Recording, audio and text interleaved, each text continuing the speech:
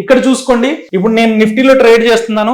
మిగతా నా stocks watch list లో ఉన్న వాటిలో ఎక్కడ మొమెంటం రాబోతుంది అనేది మనకు తెలియదు అనుకోండి. ఇక్కడ మనకి ఇండికేటర్ లో స్క్రీనర్ ఒకటి యాడ్ చేయడం జరిగింది. ఇక్కడ చూడండి, కలర్ కోడ్ జరగడం జరుగుతుంది. ఇక్కడ 50 స్టాక్స్ వరకు మీరు యాడ్ చేసుకోవచ్చు. మీకు నచ్చిన స్టాక్స్ ని యాడ్ చేసుకున్నట్లయితే మీరున్న టైం ఫ్రేమ్ లో ఆ స్టాక్స్ లో ఎక్కడైనా మొమెంటం వస్తున్నట్లయితే మనకి ఇక్కడ కోడ్ చేయడం జరుగుతుంది. చూడండి, ఈ 5 మినిట్స్ టైం ఫ్రేమ్ లో టీసీఎస్ గ్రీన్ లో కనబడుతుంది, హిండాల్కో గ్రీన్ లో కనబడుతుంది. అంటే ఈ రెండు మొమెంటమ్స్ స్టార్ట్ అయ్యాయి అని అప్ సైడ్.